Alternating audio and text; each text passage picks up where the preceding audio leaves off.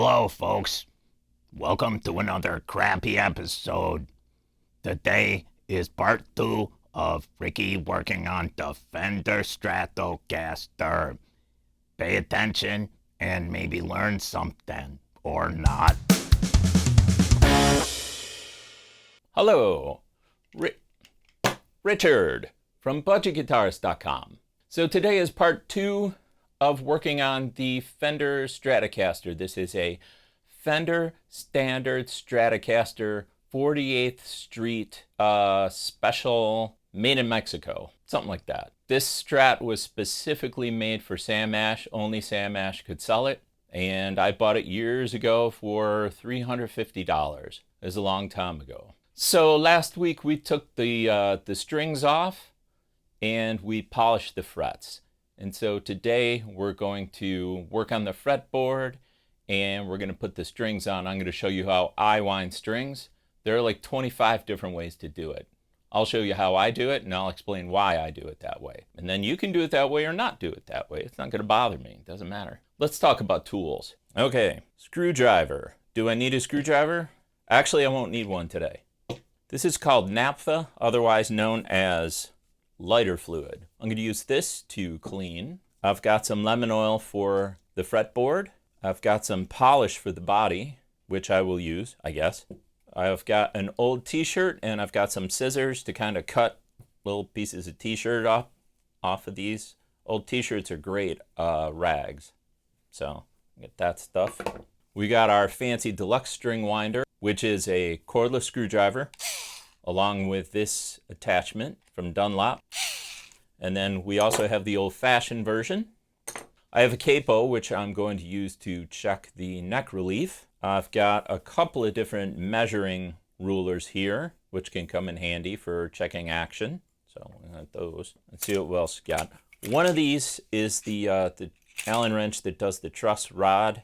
And also inside here is the little Allen wrench to adjust the height of the bridge saddles. So I'll have to figure that out. I've got a 10/1000th of an inch feeler gauge, and I put a little piece of blue tape around it so that when I'm looking at all my feeler gauges, like, you know, they all look the same except for this one. And this I'm going to use to check how straight the neck is, along with the capo, after I put the strings on.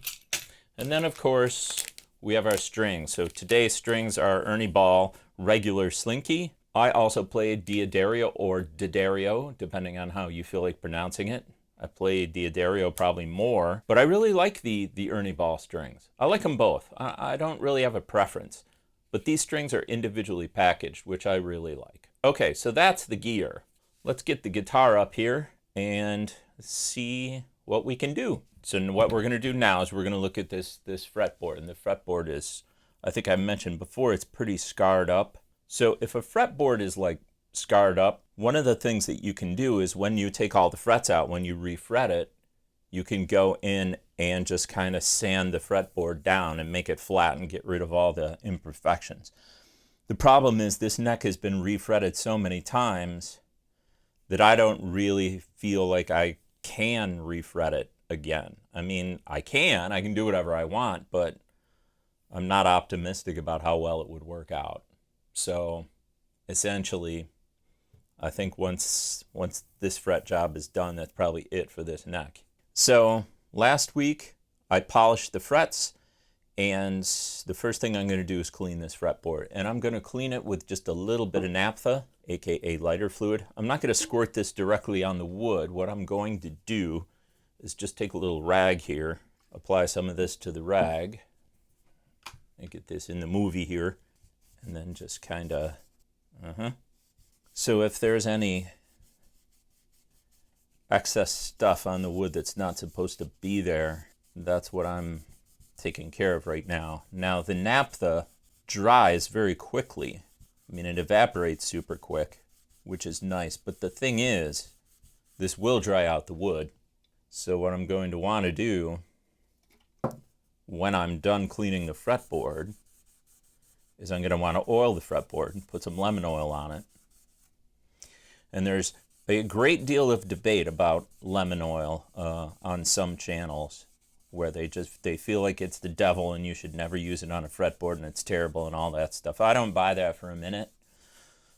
There are hundreds of guitar repair people with no problem using lemon oil on a fretboard. And I've been doing it for 25 years and I've never had an issue with it. So are there better choices? I don't know. Maybe. Does lemon oil work just fine? Yes. Okay. So let me just kind of, with a separate dry part of this, I'm just going to make sure that there's none left hanging out.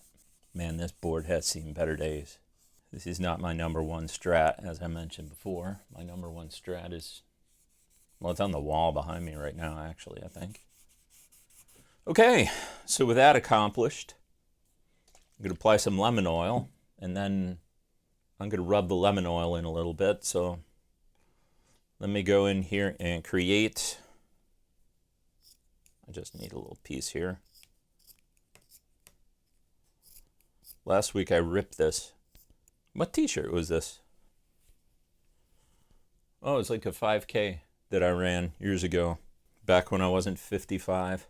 Okay, right, lemon oil. Jim Dunlop lemon oil. Jim Dunlop string winder. This episode is not sponsored by anybody. If I ever do get a sponsor that I'm shilling for, you'll be the first to know. Quite frankly, with 600 subscribers, I'm not likely to be approached anytime soon. A small but select group of people watch this channel. All right. So the point of using lemon oil, or any kind of oil, is to try to seal the wood a bit. And some guitars actually put a layer of finish on top of the fretboard, some necks I should say, to accomplish the same thing. But that's definitely got a different feel to it than this does. This, when you're playing it, you're still, with your fingertip, you're still feeling the wood. You can kind of see a little bit in the camera how scarred up this neck is, right around here. See all that? And again, that's okay. Speaking of scarred up, in the old days they used to use nitrocellulose lacquer to finish guitars, and then companies like Fender and other companies switched to polypropylene, God knows what it is, but it's basically plastic. And so instead of a spot wearing away, what happens is it chips off. So that's where there's a chip missing. This is what real relicing looks like on one of these kind of guitars. You don't have to pay extra for that. You just have to bash it against a wall or an amp or something multiple times. Okay, so I've done that. What would be next? Well, next is a discussion about the whammy bar, vibrato bar, tremolo bar. I like vibrato bar because vibrato is rising and falling of pitch. Tremolo is rising and falling of amplitude, so getting louder and softer. People call it a tremolo bar, but it doesn't do tremolo. It does do vibrato. But in my case, it doesn't do anything because I've got 4 hefty springs on here, and I've got this thing screwed into the wood probably about as tight as I can get it. And so I don't use the vibrato bar on my Strats too often. At some point in time, I'll probably make a video on how to set up a whammy bar on a Strat. But I'm probably not the best person to give advice on it because I would rather just do this. Now, I do have a fairly hefty block in here. Sometimes Strats can come with a block that's like half as skinny as this. So sometimes you have to like wedge some wood in there, but I've got this cranked. I got the springs on. It's pretty tight. You can see all the wear here. Look at this thing. Look at this guitar. This is all worn away. I definitely played this a real lot. There's another ding. Oh, you can't see it there where my thumb is. See that guy? Yeah. This guitar was played for many, many, many, many, many years. So we have Tex-Mex pickups and humbucker. I replaced the saddles instead of the bent steel saddles. These are graphtech saddles, and what they are very, very good at is not breaking your string. So it's kind of like a Teflon-like surface, so the string won't get caught up on here and break. I have a tendency to break strings. So on all my Strats, this is what I do. I put these guys on. Do they affect the tone? In my opinion, yes. They take a little bit of brightness away. But the Strat is a pretty darn bright instrument to begin with. And quite frankly, I don't know. It might even be an improvement. But, you know, to each his own. While I got the strings off and we're in here, let's talk about what I've done with the volume and the tone here. Normally a Stratocaster has volume, tone, tone, right? My problem is that the way I play, the volume knob was in my way all the time. Now it's great to hook your finger around it. Imagine there's a knob here. And you can do volume swells like Jimi Hendrix used to do. But I don't do that kind of stuff. And so to me, it was just I was smacking my hand against it. I'm not alone in this. A lot of players do this. All right, maybe not a lot of players, but definitely some do. So what I did is I removed one of the tone pots. And then I just moved these two guys down. So there's volume and tone. Okay, so the whole circuit basically goes through the master volume and the master tone. So the tone is for all three pickups or whatever's hot. There's my 5-position switch as normal. So in this position here, I'm getting the outside coil of this humbucker and this guy here. That's how you can get kind of a, and then in the fully down position, I'm getting just the humbucker. Okay, so here's where, with the strings off, you would go and use this guy. So this is guitar polish. And the concept here is, I'll show you. Spray it on like that. And then you just kind of polish it.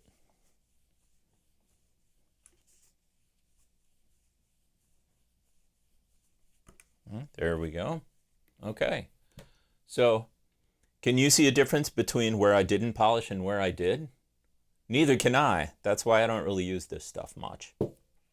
So let's put the strings on.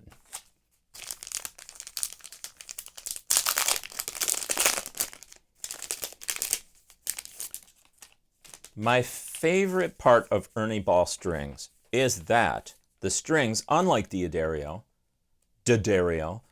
the strings are in individual envelopes. And so you don't have to, like with other strings, you don't have to be constantly consulting the color guide to figure out which goes where. You can just lay them out like playing cards. It's like I'm playing solitaire here. So here's my gauge. Skinniest, biggest. And so what I'm going to do is I'm going to take all these strings and put them through the block, right? So the top one is going to be here. That's the bass string, lowest string. And I'm just going to do all those. Let's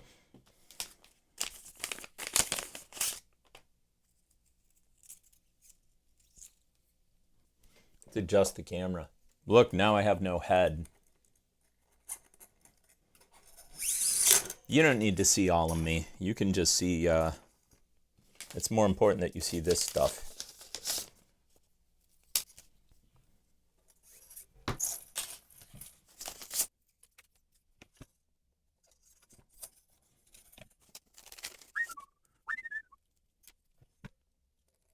Oh, you went up. Somebody should invent stringless guitar strings. That would be great. Where it's just like, they're just, I don't know. How about a guitar that strings itself? That would be helpful. Gibson made tuners that tuned themselves. They called them robot tuners. And they didn't work very well at first. And then they got to the point where they worked pretty darn well. But nobody wanted them. Why? Because if you're playing a Gibson Les Paul, you're a traditionalist, probably. So traditionalists aren't going to buy the fancy doodads and gizmos. They're traditional for a reason. They like things the way they used to be. I like some things the way they used to be. And give me a minute and I'll think of an example.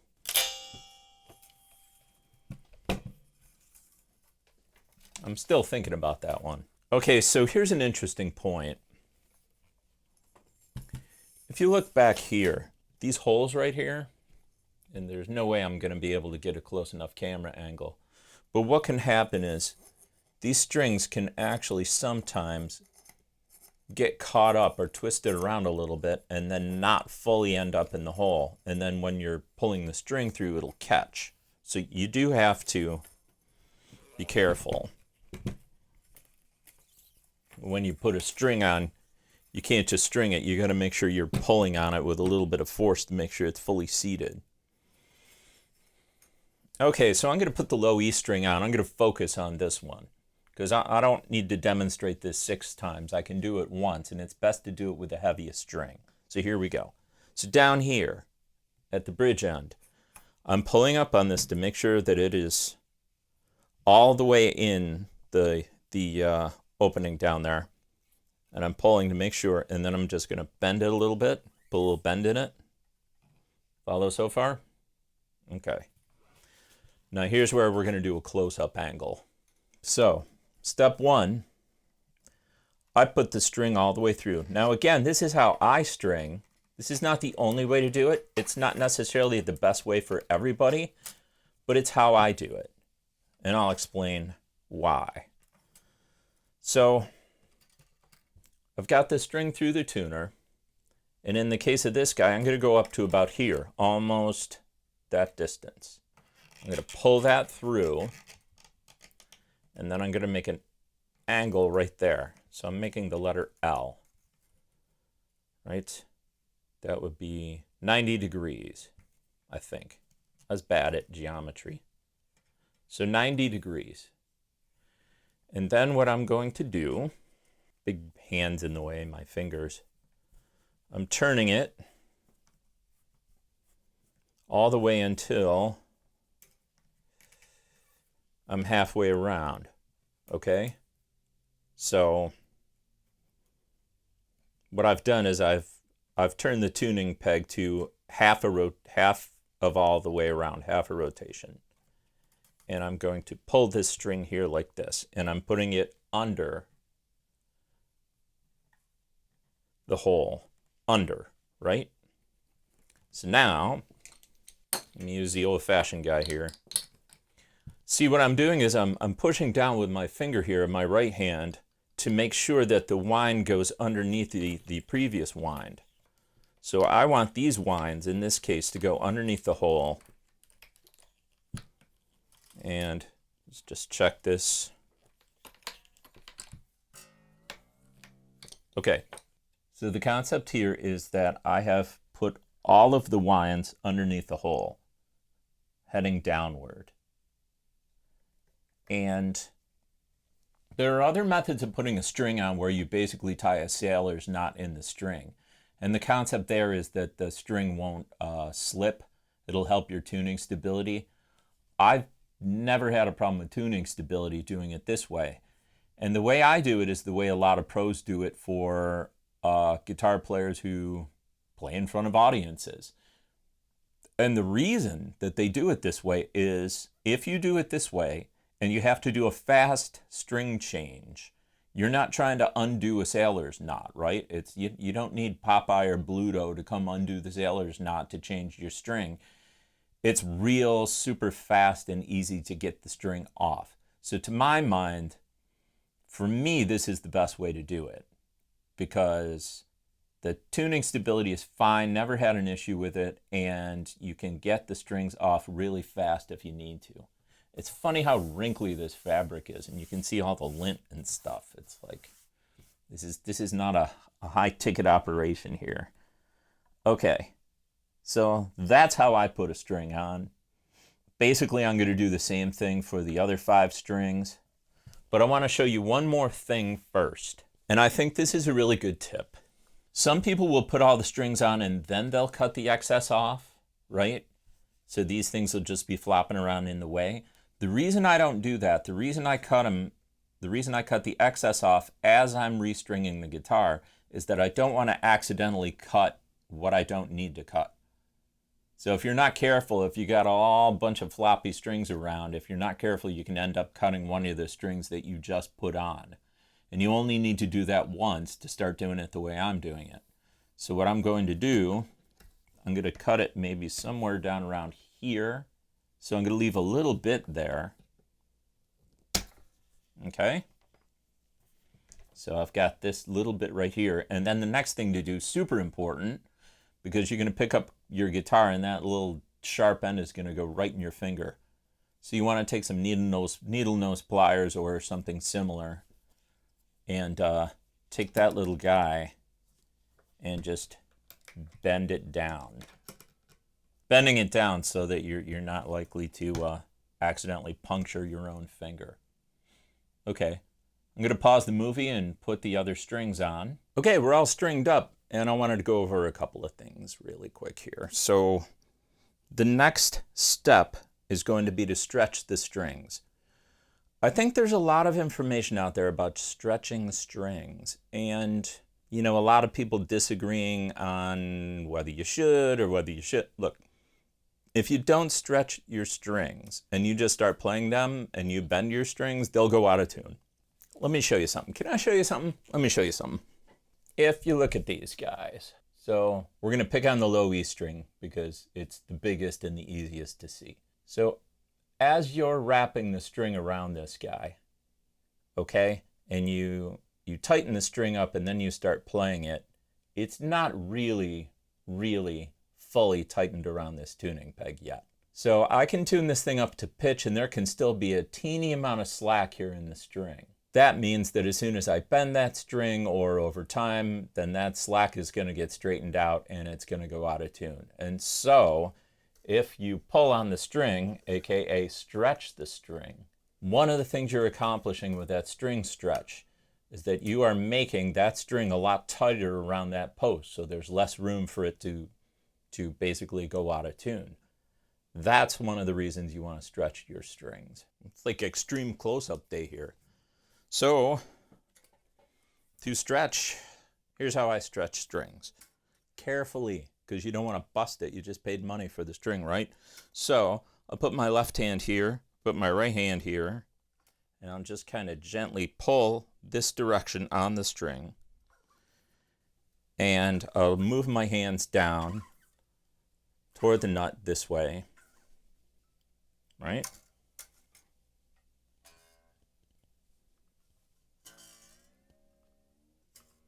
Here it's rattling on the frets. That's because I only have tension on here from one string at this point in time. So I'm not worried about that. What I am worried about is making sure that I've adequately stretched the string. So I will tune it and stretch it. I'll stretch it a second time. See, we lost quite a bit. Tune it back up, stretch it again. And I'm not pulling super hard. Okay, now it's only a half step off.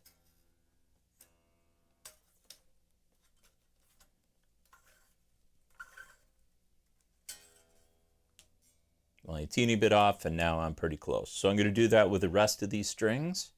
When you're stretching it, when it stops going out of tune, that's when you've stretched it enough. And I'm not fine-tuning it like perfectly right now because next week we're going to do the action and the intonation. This is just about stretching the strings, getting them on correctly. You can apply a decent amount of force to the lower strings. When you get up to the two highest, you really have to be careful. I mean, I guess if you wanted to, you could go along and you could bend it at every fret marker, but this just seems faster to me. Pretty close. Stretch, stretch. I'm not applying quite as much pressure on the B string here. And on the high E, I'm going to be very careful. Why am I holding it down with my left hand? So that it doesn't pop out of the nut. Okay, so before we wrap it up, I want to talk about string trees. This is a string tree. And there's a lot of debate, as there is with everything in guitar land, about string trees. It's really ideal if you don't have the string go underneath something on its way to the tuning peg. But the problem is, without them, there's a potential that the string going all the way to the tuning peg, there's not enough of a break angle coming over the nut, and as you're bending it or playing it, it can pop right out. And so by putting a string tree here, you're kind of putting more downward pressure here, so you're creating a better angle of the string over the nut, and that prevents it from flying out of the nut whenever you get too crazy with your playing. Okay, so we cleaned the fretboard today. We put the strings on. I showed you the way that I like to put strings on. It doesn't mean it's the right way, but it's one of the fastest ways to change a string. And so next week is going to be action and intonation, and also truss rod adjustment if necessary. Thank you very much for watching. I will see you next Friday at 5.